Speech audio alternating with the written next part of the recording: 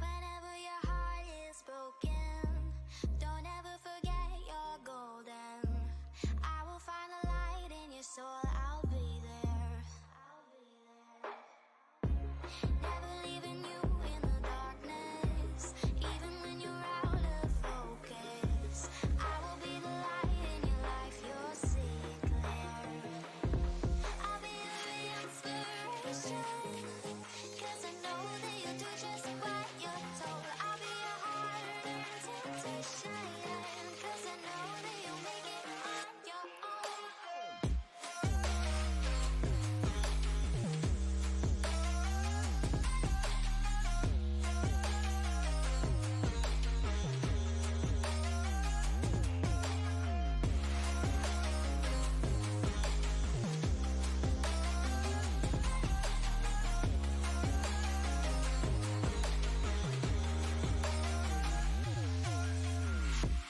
Baby, you can count on me now. All right, everyone. Thank you so much for joining us. Come on in the room. We're going to have a great day today. I am so excited for who we have for you today. Listen, thank you so much for coming in and joining us for Hillbarn's second episode of Coffee and Crowns with me, your host, Phaedra Tillery Boughton.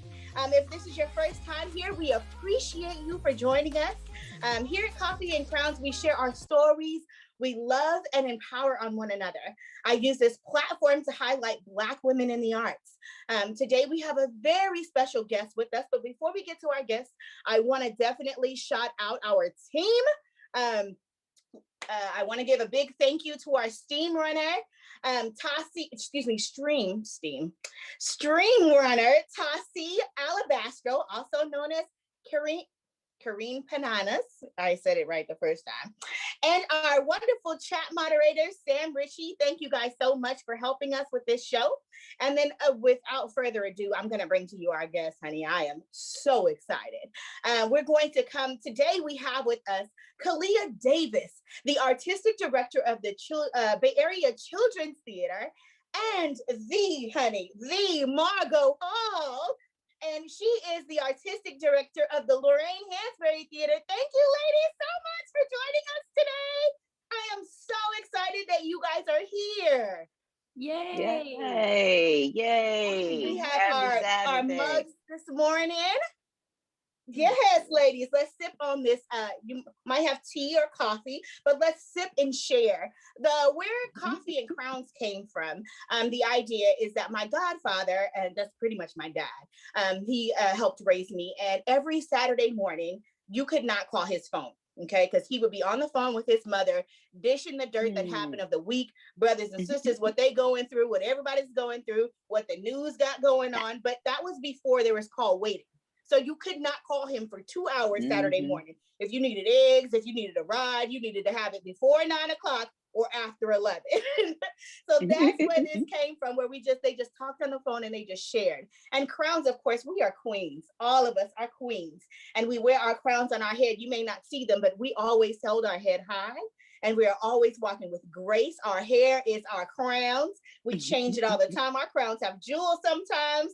Sometimes they're put up, honey. Sometimes they're laid down. But that's where the idea of Coffee and Crowns came from. So again, welcome, ladies. And I'm so glad you are here. How are you guys feeling this morning? Good. Had some tea to wake up, so I'm here. Awesome. Okay, so we're gonna jump right into things. I'm gonna start with you, Khalia. What made you want to do theater? What was the thing that inspired you? And you said, yep, that's what I want to do. So my journey is a little odd in that you think that I do theater all the time, but actually I started at 6 years old doing TV and film because I was watching a rerun of The Cosby Show. I turned to my mom and I was like, I want to do what Rudy Huxtable does. And my mom's from the East Coast, so all she knows is Broadway and theater. And she was like, oh, dope.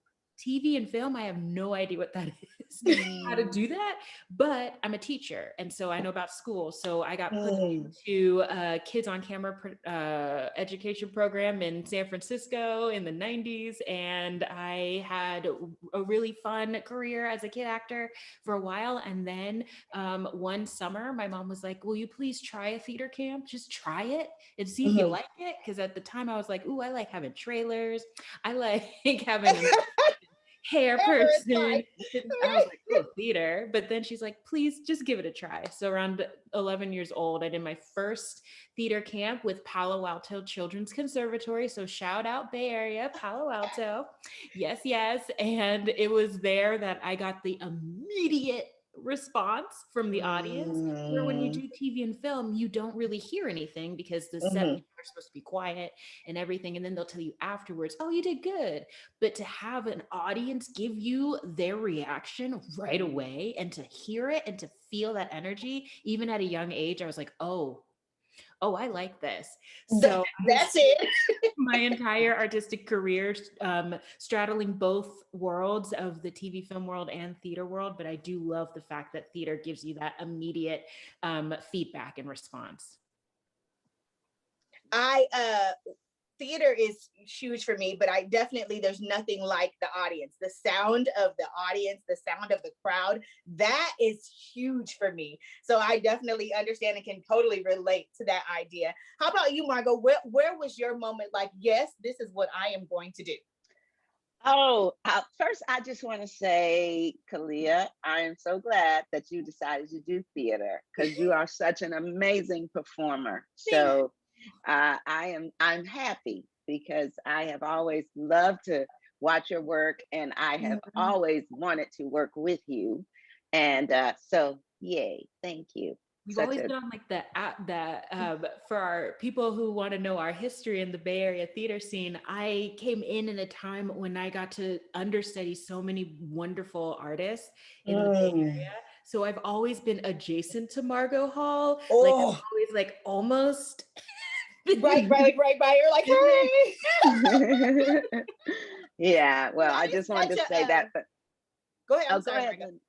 Oh no, I just wanted to shout out Khalia for a minute because she's just so lovely. She's so talented. Yeah, I was performing since I was a little girl, 5 years old. I was dancing on tables in kindergarten, directing, telling people what to do. And my mom loved the arts. So she put me and my two sisters into Tony School of Dance, which is I'm from Detroit, by the way, shout out, if anybody knows me, I am a Detroit girl. So we're in Tony School of Dance, which was a Black dance school and in Detroit. And so at 5 years old, I started learning tap and ballet and modern dance and all of that. And then it just escalated and I continued to be a performer all through high school. And then my mom remarried and she married my stepdad, Teddy Harris, who is a jazz master out of Detroit, and he worked for Motown. So I grew up with Motown sound, and my dad was the arranger and producer for the Supremes. Wow. Growing up. So I met all of these fabulous artists at a very young age. Like my mom remarried when I was about 10 or 11. So I like danced on stage with the Supremes when I was about 12 years old. And I knew all of the Temptations, and my dad made arrangements for Aretha Franklin. So Martha Reeves and Vandellas, all of those people were like my aunts and uncles. Mary Wilson was really close to our family. Diana Ross was a little, but we were the Mary Wilson fans. Sorry, no dissing. No. But yeah, so then that just continued that journey of being around musicians and artists, not just singers and dancers, but visual artists and major jazz musicians. So my house was always full of music, and I was always put on stage by my mom. Craziness. One night we were in a nightclub, and my mom had done this whole thing. It was Mother's Day, and she didn't tell us. And she was just like, oh, we're going to go out to this club. And there was this dancer named Lottie the Body in Detroit, very famous dancer. She was like the Josephine Baker of our times in Detroit. Rest her soul, she just passed away. But so my mom made my sisters and I go to this event. She kept telling us what to wear. And we were like, why are you, micromanaging us? Oh, I just want it to be a lovely night. So we get to this nightclub, one of those places where the ceiling is like right here. Everybody's out in the audience and they're drinking and smoking. And Lottie gets up and she's like, oh, the Hall sisters are here. And Margo is going to perform a monologue. And I said, you're going to make me perform a monologue in a nightclub? These people don't even know. They don't want to hear me do a monologue. My mother was like, I had no idea. I got up there and did For Color Girls, Bo Willie Brown, Drop My Babies. And at first they were like, who is this girl? And what's she talking about? Is she up there doing what? A monologue. Next thing I knew, those people were crying and shouting and like, yes, don't you drop them babies, right? They were just all in. And that proved to me what theater could do. And then, so it was that moment. It wasn't just that moment, but like I said, always a performer. But the beauty of that moment was seeing an audience transform and listen. And that's when I went, okay, I got this. I know what I'm doing. I can make folks turn on and listen and focus. And then it was like, where are these words coming from? So I was like, oh, well, into Sean Gay, that. So it was a lesson. It was just an amazing experience. And so even though I was mad at my mother for setting me up, because, I hadn't had my practice time, but I was always ready, right? Be ye also ready. Yes. So then, always performing, but I did go to school for 2 years at the University of Michigan to be a dentist, which is crazy because my mom wanted a doctor in the family. And she had given instructions to my 2 other sisters. My oldest sister had to do business. And so she did that, even though she was a dancer. My middle sister had to be a journalist. My sister wanted to be a journalist, but she had to go into psychology. So I was supposed to go into be a doctor. And I said, how about a dentist? Knowing that I was never going to fulfill any of that. So I went to school 2 years, pre-med at the University of Michigan. And then last semester, I was like, no, I'm not happy. This is not working. And I kept going to the theater. I was taking all theater courses. Nobody knew, but And then I was like, Mom, we gotta flip the script here. I cannot do this. I want to be an artist. So she was like, oh, sure, whatever you want. I said, oh, now you can. So she was great. Everybody was super supportive. I transferred to school in New York at Adelphi University. It was on Long Island, New York, where some of my best friends were the band Public Enemy, the rap group. I hung out with those dudes because they were from Hempstead, New York, which was right by. And I was a militant my whole time, always fighting, always standing up, Black people power, So got into all kinds of trouble in school, but whatever. And so because I was fighting a lot, I wasn't learning a lot. So I decided I needed to get a master's degree. So I went to Catholic University of America in DC and got my master's. And then I joined the regional theater stage company of Arena Stage, which is like the ACT of DC, right? Huge theater. So I had an opportunity right in my last year of graduate school to do a play at Arena Stage, where I was in graduate school, but I was playing a 15-year-old. So it was called Playboy of the Western World. Khalia, you know about that, right?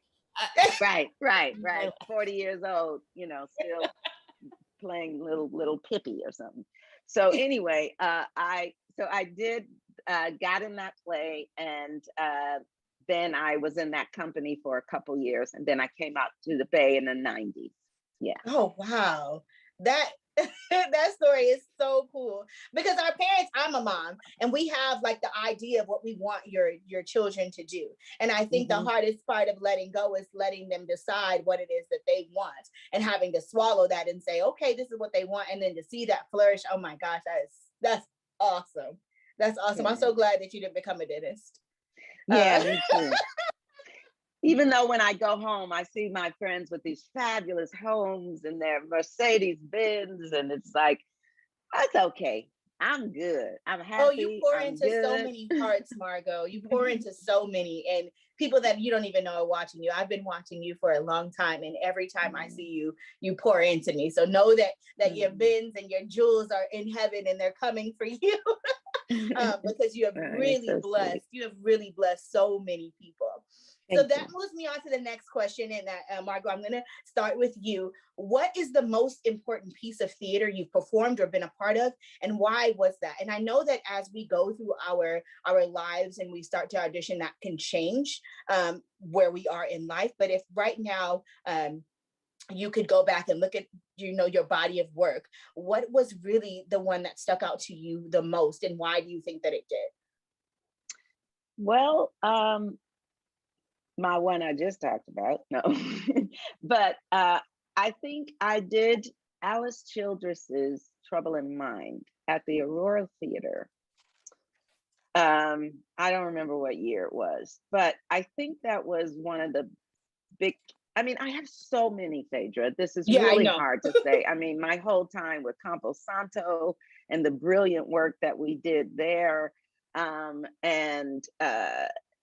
Yeah, I mean, but I'll pick one for now. But I will say the thing about Trouble in Mind was the very first play I performed in high school was Wine in the Wilderness, which was Alice Childress. And I grew up with all Black theater, all Black drama. I was about to say, I'm giving a history lesson because a lot of people, like, can we talk about how Alice Childress is just now? Yeah, everybody's talking about her now, right? And people are acting like, "Ooh, who's she?" And you're like, "Wow, okay." Yeah, like I said, I was Tommy Marie back in high school, playing in Wine and Wilderness, and so I did Trouble in Mind at the Aurora Theater. And I think it was one of the first times that I really got to be a truly profound Black character. Because you work in so many theaters, you do so many things.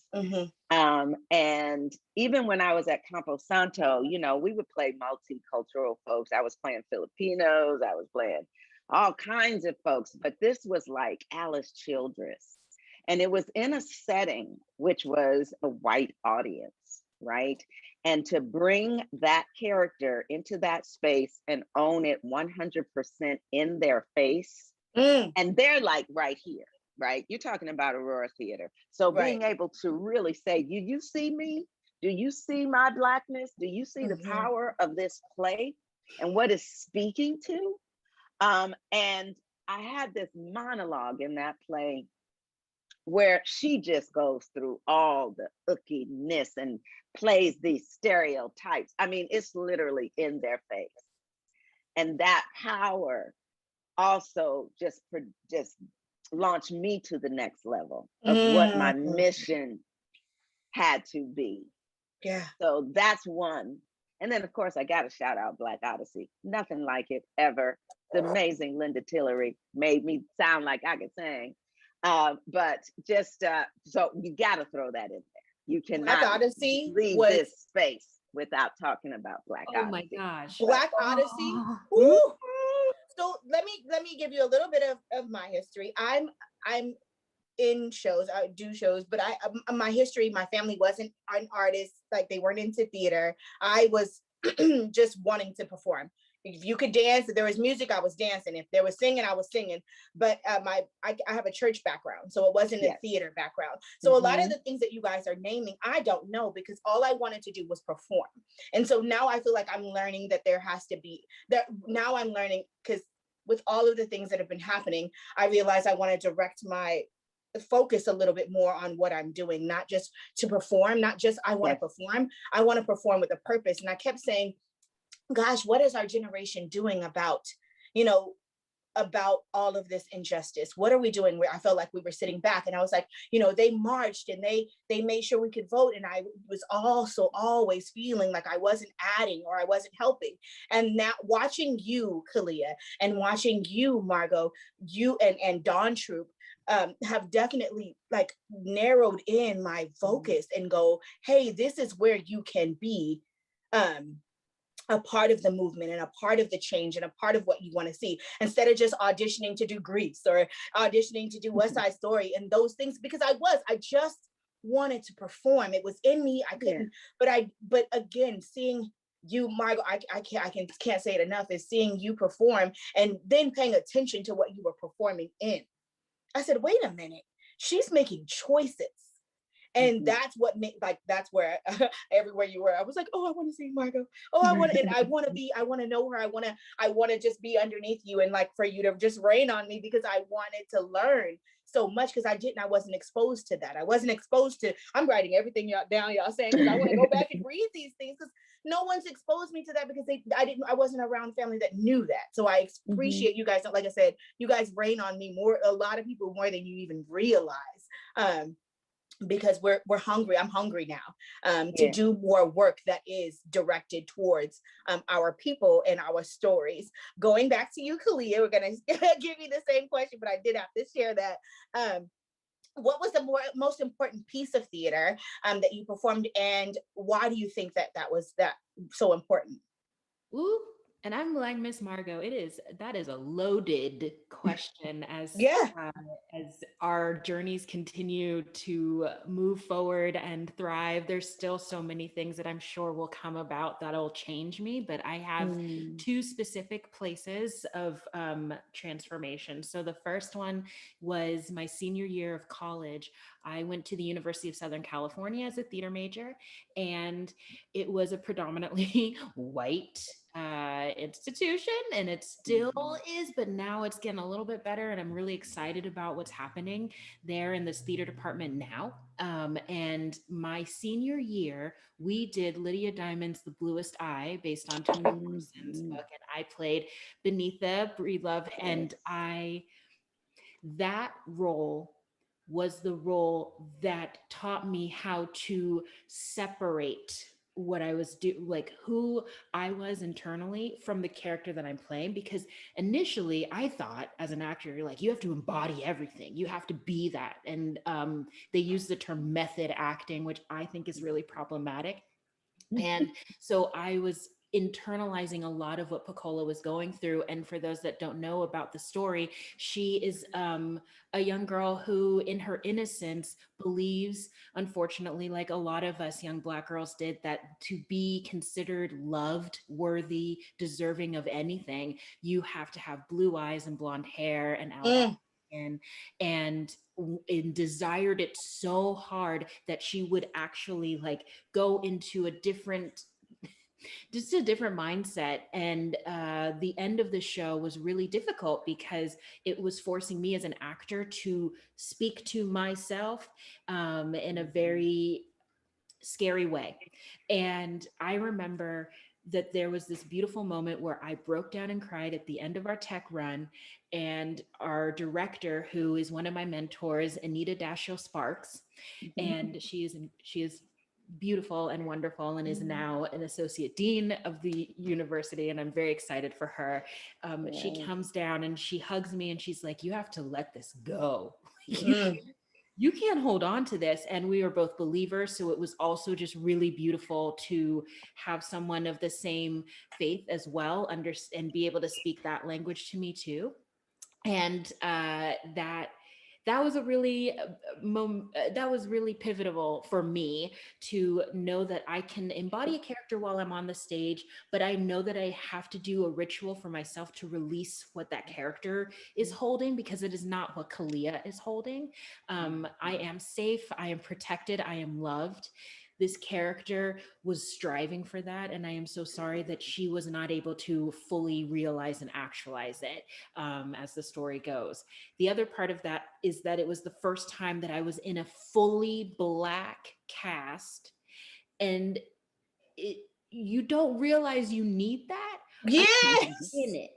Yes. And Miss Margot grew up in Detroit. She grew up with Black Mhm. people around her, Black music around her. I grew up in the Bay Area, which is beautiful and wonderful, but I grew up in San Jose, California. And in San Jose, California, I have Filipinos, I got Vietnamese, I got Mhm. Mexicans, I got everybody. It's just this gorgeous amalgamation of all these different types of humans, but there's a very low percentage of Black people. And then you go to USC, and it's like I had to be involved in the Black organizations in Yeah. order to see the Black people. And Mhm. we were really small in the theater school. Right.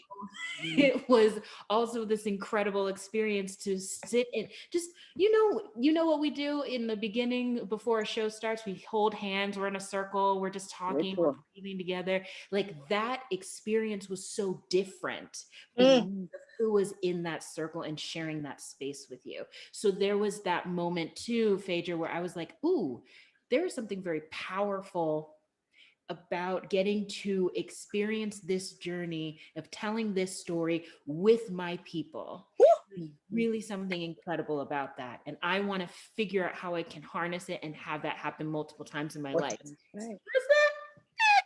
But we good. We got, I've had experiences. Then the other time where I was able to like clock in even more into my passion, which is for the creation of new work for young audiences, was Mm. I got to be a part of the original production of Ladybug Girl and Bumblebee Boy, the musical, with Bay Area Children's Theater many, many years ago. And this book series is very popular amongst young kids. And this little girl, Lulu, is white from Massachusetts, Maine, I don't know, one of those states up there. And she loves to pretend to be a ladybug. And then her and her friends become the bug squad. And there are no Black kids in the book, but I got cast as Lulu, and I went on a national tour.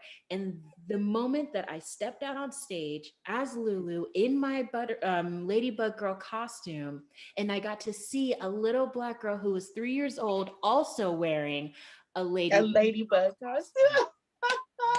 that was the other moment for me where I went, representation is so crucial and vital and important to me. Yeah. It is literally now one of my tenets. It's what I hold on to. Mhm. How many opportunities can I create for myself and for others to be that representation that those young people need? Like, that little girl is me, because in her mind, she loves Lulu.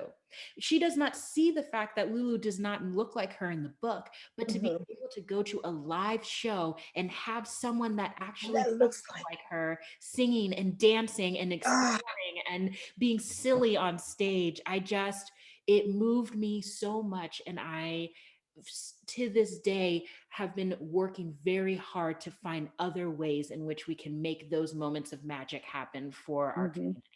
Absolutely, Khalia. I love that you are the artistic director of the Bay Area Children's Theater, because I think that's where it starts. I think that's where you plant the seed. And when I started in theater, I was the only Black girl. I too was raised in San Jose.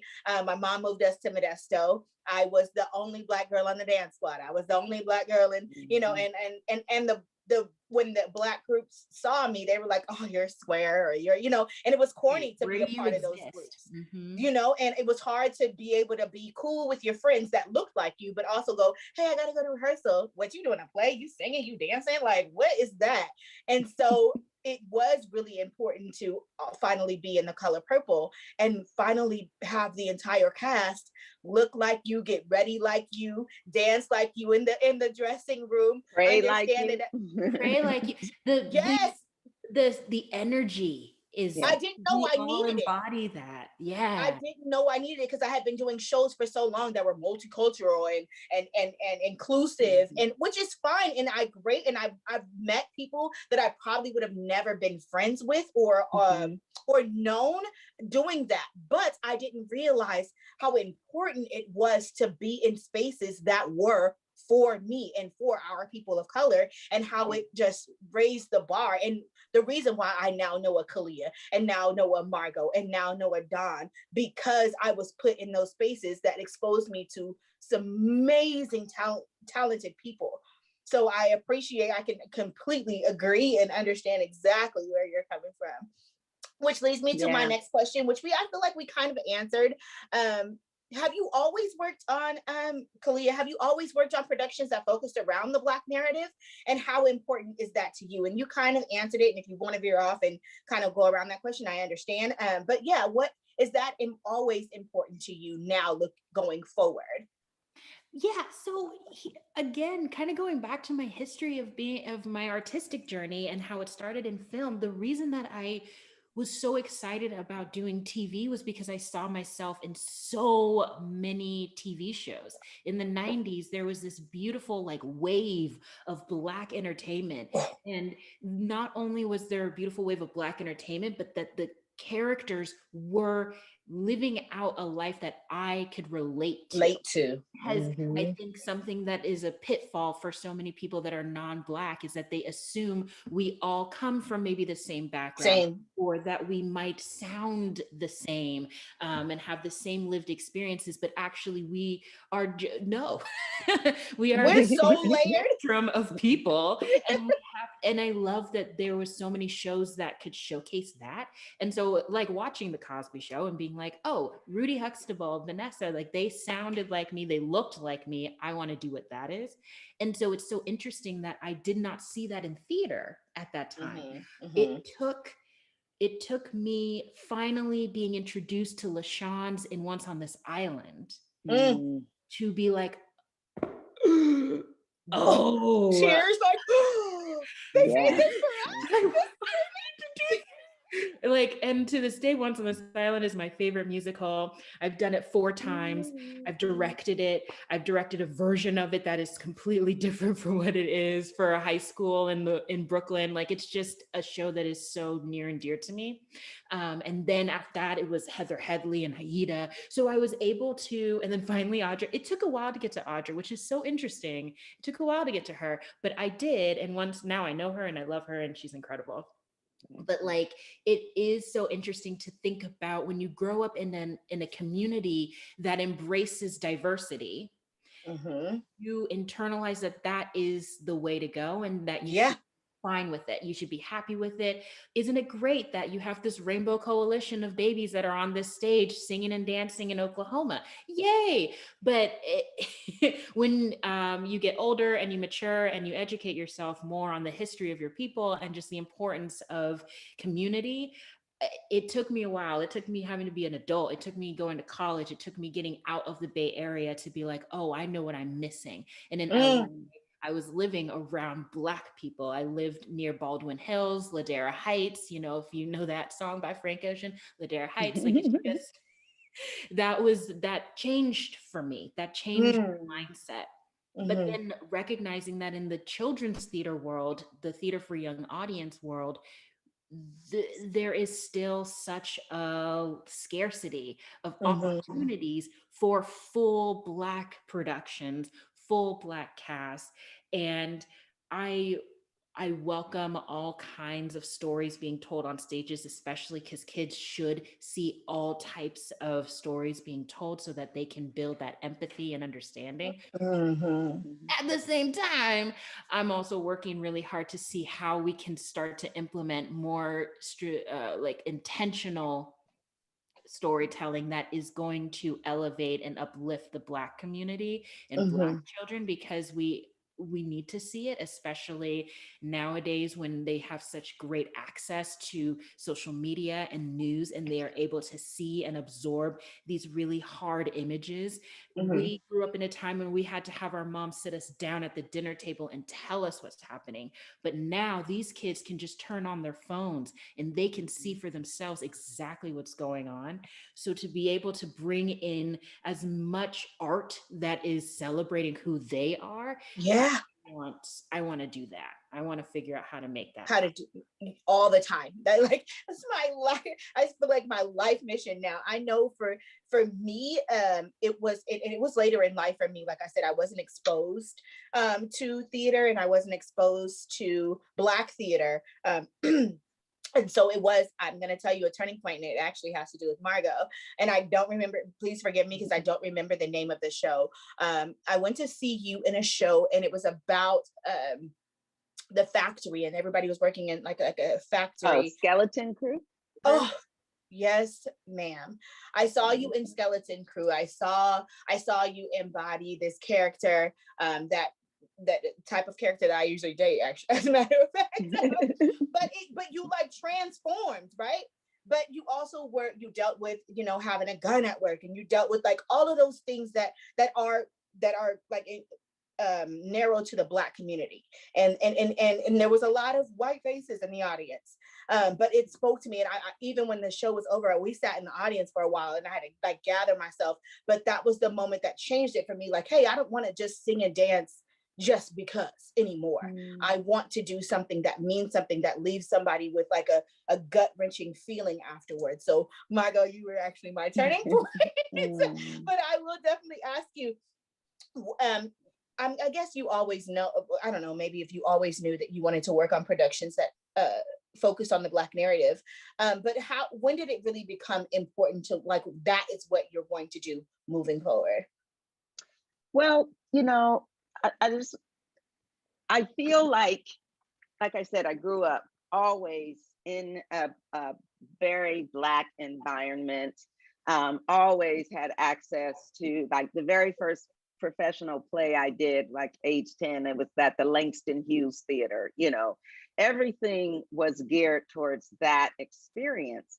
And so I always loved Black drama. And when people say, I would always hear these actors, Black actors say, oh, well, don't label me a Black actor. I am just an actor. And, and I understand that.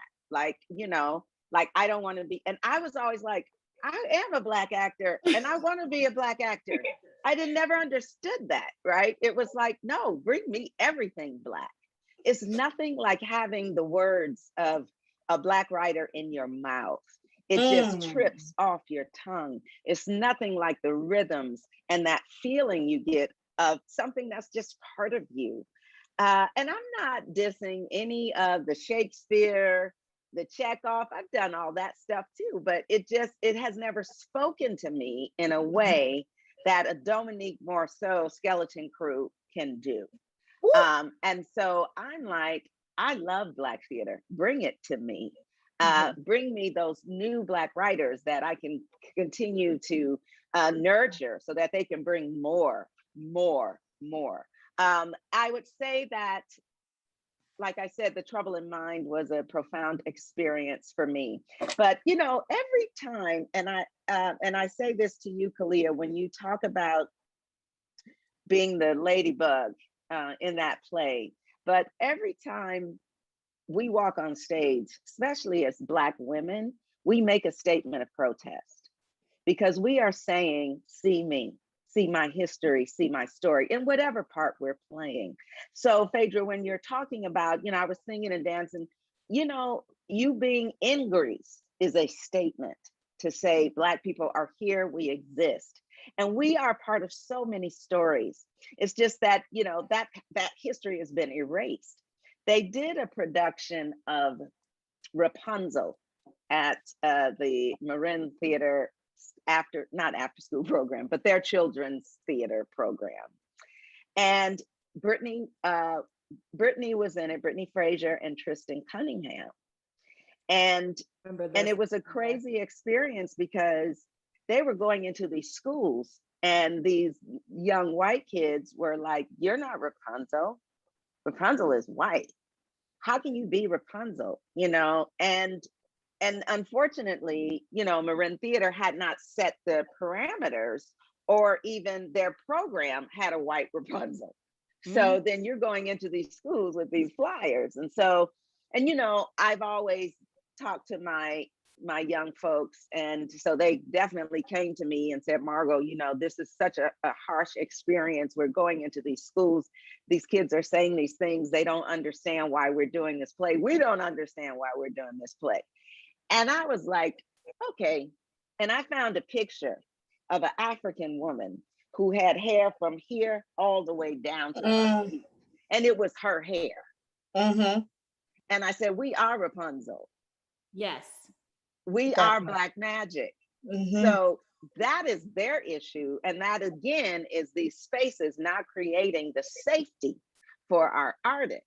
So I said, when you walk in there, just know we are all things. And you have to, and it is hard, but you are teaching those kids, even though they don't understand it, they're going to remember that. They're going to remember that. And then they're going to turn on the television and they're going to see an Amanda Gorman and they're going to go, oh, look at that Black magic girl. That was that Rapunzel girl. That was that. So embody everything you do with you, because you are always making a statement. Now, as far as Black theater, again, it speaks to me. It feels good in my mouth. It feels good in my body. And what a joy that I get to tell those stories. I don't want anybody else who's not Black to tell my story. So, and who else gonna do it? And do it well. So yeah, you know, just understand, and, you know, coming to that epiphany is very important, because it just gives us more onus when we walk on that stage in whatever we do. You do Shakespeare as who you are. And you embody that and you bring it to the point where they go, wow, I've never seen Shakespeare like that. And it's like, no, because you have never seen Shakespeare with all this magic. Listen, you know, and it's just, you know, and that is what we do. And that's why people are clamoring for our work and for our bodies. And so we have to protect ourselves, and we have to do it in a way that creates a safe space. And we have to make people understand how privileged they are to have us in their spaces. I'm loving everything that you're saying. I just want to highlight something really important that Miss Margot was talking about. It's the importance of cultural dramaturgy when you are doing a project. The onus on the producing entity that will be bringing in casting that might be unconventional or non-traditional means that you need to also do the work to bring in somebody of that community that can speak to why what's the history behind it. Because when I did at 42nd Street Moon, The Boyfriend, and I was the only Black person in that show, and I came to rehearsal the second day and I said, there's a reason why I would be at this school in Nice, France, because Black people from African nations that had money. So that means that I'm actually a royal. Like I came to my director and I said, Cindy, look at this. I'm a princess from this African nation. And that's why I'm in Nice studying with all these white children. So it's like, it's also so important, because what you do is you do that. You create safety, but you also create a sense of purpose behind like why you would be there, because it's true. Our history has been erased. We have been there. We have literally been in Renaissance era, medieval times. We existed. We've never not existed. We were the originals. So like, it's frustrating when there's such a whiteness that has been like cast over so much art, and you're like, that doesn't make sense. So yeah, I would also I just want to shout out, because as a dramaturg, I'm like, cultural dramaturgy is very important. So important. So important. So important. There was a statement that was made on our last episode that was saying that when you cast a Black woman, whether their script calls for a Black woman, you cast a Black woman. So I'm showing up as a Black woman in this character. And that's what you're going to get every time I show up. So yeah, it's so important to make sure that we remember to show up as who we are and to share our magic, because that's why we're here.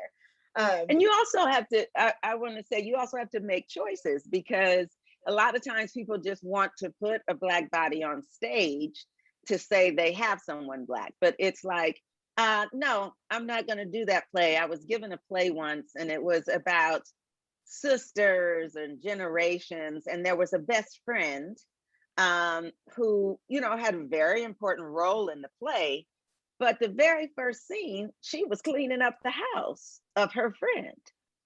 And I was like, why is the character you're asking me to do cleaning the house of this character who is definitely white in the play?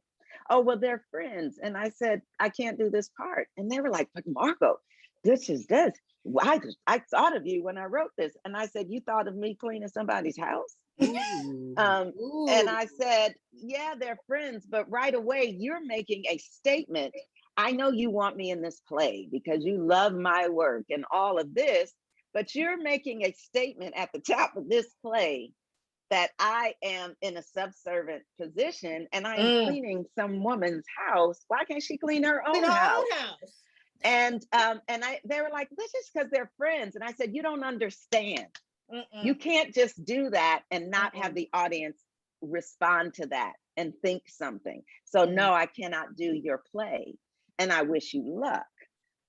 But you have to think about where you put us and what you're saying in the story. And so you also have to say no to things that are not going to continue to decolonize this system. We are at about 15 minutes before we close, but I'm going to skip over a question. I know it's so, this conversation is so juicy. I'm loving it. There was a question. I had another question for you, but I really want to get to the last question, which I feel like is extremely important. This has been a tough week for our community.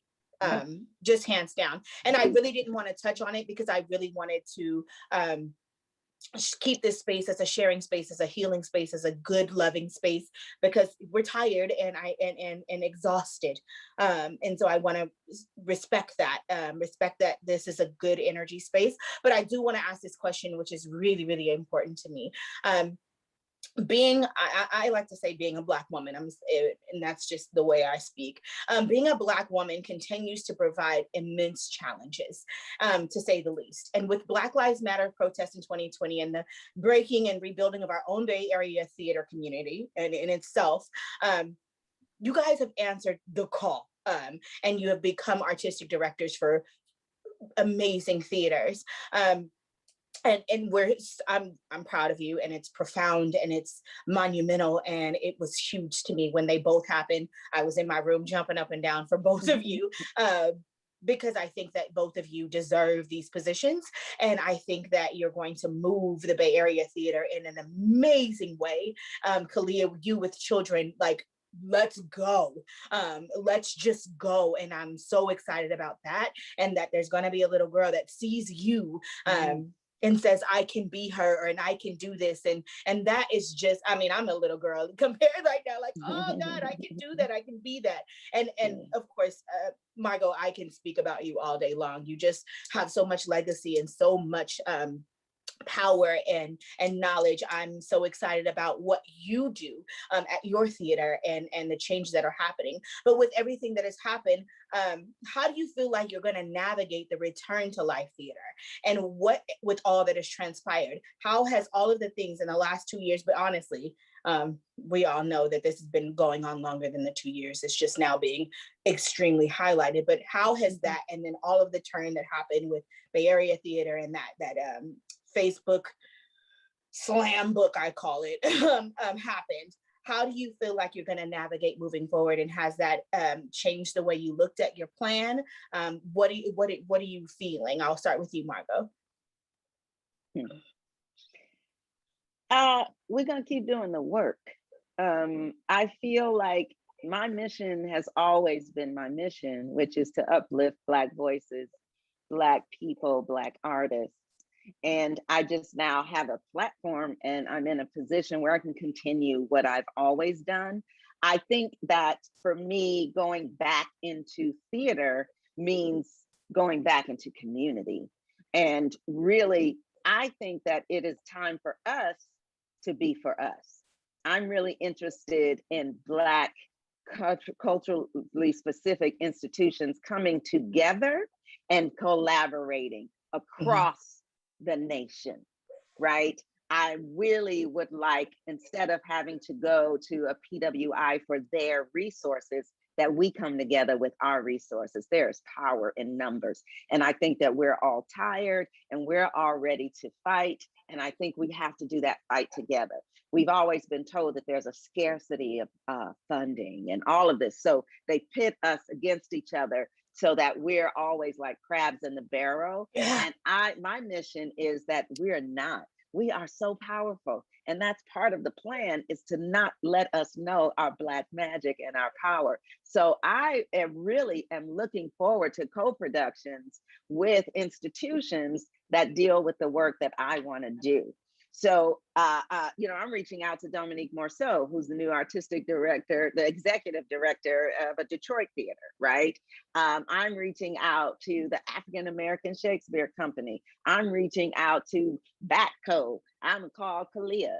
I mean, it is one of those things where going back into these spaces means to create our own. And what it's going to mean is funding and getting with these funders and these grant organizations and reprioritizing Black art and getting them to create legacy funding for us. A lot of these new institutions are going to be popping up, a lot of culturally specific institutions, small groups. So they're not going to have that funding from long time ago. So we got to get them on board, get them funded. And I could talk about this for hours, and I definitely want to give Khalia some time to speak. So I'm just going to say, I'm going to keep doing what I'm doing. I'm just going to do it faster and stronger. And we're coming back strong. And it's not just producing plays, it's producing legacy. I'm talking about mentorship programs. I'm talking about training for Black designers. I'm talking about building a cultural institution that goes beyond play production. Yes, ma'am. Pass that. Oh, that answer just filled me up. Khalia, I'll pose the same question to you. How are you looking to navigate the return of live theater with all that has transpired in your position? Oh, I want to, I'm an improv artist, so I'm just going to yes and everything. Yes, and I just heard yes and because it's true. Phaedra, I say the same thing, and I appreciate your awareness of language and naming that and acknowledging that, because I use that language as well. I call myself a Black woman, and I walk in this body, and I've been walking in this body since I came out of my Black mother's body. So I have never not wanted to find ways to amplify and uplift others like me in the work that I'm producing or creating. It's just that, like Margot saying, I didn't necessarily have the platform, the visibility and the credibility yet to be able to affect some serious systemic change. And now I'm in an organization that, and I have been saying this ever since I started getting interviewed about my position, that I came into an organization that was already doing the work. I need to make that really clear. Like, Bay Area Children's Theater has shown, and I'm also going to acknowledge the fact that I live in a community with dogs, and so you might be hearing dogs right now. I love dogs. But like, I'm really excited about that. I came in and they were already aware of the blind spots that they had. Hashtag blind spotting. Yes, Margo. Another one. Shout it out. And then, but also just like wanting and excited about what my visions are. And so as an artistic director during a pandemic, because we both came into our positions during the pandemic, we came into a situation that is so open and expansive. Like, we don't have to fall into the traditional mold of what it means to artistic director is, because Mhm. our theaters were like, we don't know how we're going to continue to exist. Well, great. Let me talk about some other random Ways. out Yeah. of the box ideas Yeah. that you might not have even thought of because you were still wrapped in what the traditional theater model was. But now you don't have to be, because we've been living through this pandemic where we've been like, I don't know, let's throw spaghetti at the wall, see if it sticks. And it's Mhm. Mhm. so I would say that the thing that I'm really excited about is the fact that I can continue to speak in certain spaces that I wasn't necessarily a part of yet and that I have not seen myself in, and continue Yeah. to say that it is important that we do not forget our Black children, because that Mm. Mm. continues to happen a lot too, is that they're like, oh, well, we're focusing on children with special needs. That's great. Thank you. You should. Oh, we're focusing on children of this diaspora. That's wonderful. Thank you so much. But also, please don't forget about the Black children. And that is something that I'm finding is happening. And it's happening at my mom's school. And she's a high school administrator. And she's been fighting for the Black students there to just get the Mhm. recognition and the resources that they need. So I'm Mhm. just continuing to just be the person that's like, this is great. And also, we should be considering the Black children. The Mhm. thing that also it keeps speaking to me, Bay Area Children's Theater has always operated out of Oakland. We have always, that is where we've been based. But Mhm. we have always been based in places in Oakland that Yeah. present barriers of entry for certain populations and communities of kids. Mhm. And Mhm. Mhm. I am very aware, as we are looking to reemerge, because we're not saying we're reopening, because we've been open, like we've been Mhm. doing things. So we're reemerging as a new force, that our academy should be positioned and placed in Oakland, where we can finally get those kids that I have been wanting to work with, that I believe should have access to all forms of art Mhm. and have it be high quality. And Mhm. we're going to be in a position where we are also in a building that is situated, that is accessible through public transportation, because Mhm. Mhm. and it has not been part of their thinking. So now that Mhm. I'm there, it's those small little moments when you're sitting in the room and you're just like, y'all haven't been Yeah. thinking about this, Exactly. but I'm here Well, that's now. because they don't know it, because they're not us, right? Like they don't It's know not our part of my struggles. Yeah, they And don't so have it to think takes, about those things. but it takes for us to be in those rooms, and it's really time to Yeah. start changing what the rooms look like, so that they can affect and be beneficial to all, especially Yeah. the Black community. And so I appreciate you women for being pioneers and trailblazers and changing what theater looks like for the Black community, and making spaces for Phaedra, who's 39 years old, and writing down, oh, trouble in mind, wine in wilderness, the bluest eye. I'm going to go back and read all of these things, because I have never been exposed to them. And so it Mhm. takes people like you and Margot and Khalia to help me become a better artist, and to make sure that I'm working as hard and as strong as I can for a mission for our people. I really, really appreciate you ladies today. Before we go, I want to make sure to highlight what you have coming up next. Margot, what is next for you? What should we watch out? Where can we find you? Yeah, Yeah. where you So at? we just closed Hieroglyph, which was a play by Erica Dickerson Dispenza for Lorraine Hansberry Theater. Unfortunately, that's no longer available. However, but it was. I just wanted to say that was our first kind of out of the gate production that my launch Brilliant. pad, and it was an amazing show that we filmed on stage and a co-production with SF Playhouse. Our next move is to produce a radio play of Intimate Apparel by Lynn Nottage. So Intimate Apparel was supposed to happen at Lorraine Hansberry Theater when the pandemic hit. So we have all of our players in place, and we're going to put it onto the radio. And Oh, so you nice. can look forward to hearing that coming out in June, late May or June. Yeah, so Intimate Apparel coming to your radio or your podcast. Perfect. And Khalia, what can we see next from you? And where can we find you? Sure. So you can find me on the socials. I'm on Instagram at Khalia, KHALIASHD. I don't like to use Twitter. I'm a part of a soap opera podcast, and they were like, "We use Twitter," so I got back on Twitter, but I don't really use it. I'm not a Twitterer either. It's okay, Yeah, I'm Kalia. not a big Twitter person. I'm just Not doing. a Twitterer. But yeah, so you can find me those places. I don't know. You can Google me. It's very weird that you can Google me, but you can Google me. You can be Googled. Okay. But the things Thank that you, I'm excited about that are happening. So back in August, we were able to bring together over 41 producing theater companies to create a kids play about racism based on Jelani Memory's book, a kids book about racism.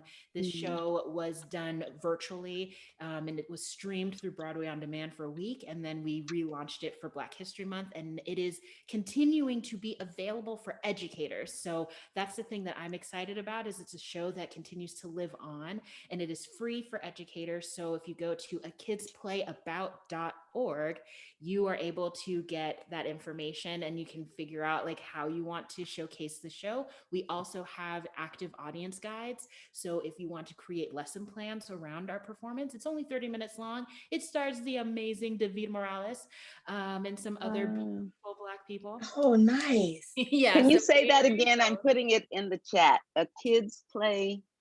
A kids play about racism. Racism. Perfect. Yes. Oh, Kalia, And, thank you. .org. and then the other thing that I'll share is like, ooh, it hasn't gone public yet, but we are going to be doing Don't Let the Pigeon Drive the Bus on a bus. So Oh, wow. our reemergence into the live theater space for Bay Area Children's Theater is we are going to be doing a tour, an outside tour, mass socially distanced with some actors and some puppets. And we're very excited about that show. We're going to start building it starting next month. So it's really cool to be in conversations with my team around theater again, because we've been using this time to focus a lot on our other forms of programming that we've had. I've started a Sunday Spotlight series where I interview, just like this, have facilitated conversations with artists in our field that are change makers and are doing really great work at the intersection of young audiences, the arts, and social justice. And so this month we will be highlighting Mickey Rowe and his work that he has been doing with the autistic community. He is the first autistic actor to play an autistic character in the Curious Wow. and Oh, highlighting Kalia. some of our own program program activities and stuff that we've been doing that is specifically geared toward the neuroatypical community. So we're excited about that. So that's the stuff that's happening, and we're looking forward to continuing to do more. Oh, perfect. Yes. These upcoming things for you guys sound amazing. I cannot wait to watch and share and post. So know that I'm going to be resharing whatever you're putting out there. I want to encourage, I appreciate you for sharing your stories, for loving on each other and empowering each other. That's what we do here at Coffee and Crowns. Before we go, I want to highlight things that I took from this moment. Perform with a purpose. Khalia made a statement of perform with a purpose, and always make sure that you are performing with a purpose. Those of you that are watching. Oh man, I can't read my handwriting. Reproduction of Black art. So let's make sure we're constantly producing and consistently telling our stories and making spaces to tell and share our stories. It's important to get out there and share those things. And lastly, there's a quote that I wanted to share from my journal before we close by Tracy Ellis Ross. And it says, I am going to own my own experiences. I'm going to pay attention to the realities of my life and the audacity of my dreams instead of the expectation I was raised with. I'm going to make space for the good and the bad of it, even the yucky, scary, fear-inducing parts, and embrace all the bits and all the questions by Tracy Ellis Ross. So let's go out there and embrace and live and share more of our Black stories. Again, thank you, Margot Hall. Thank you, Khalia Davis. You guys have made my week, my month, and my year, okay?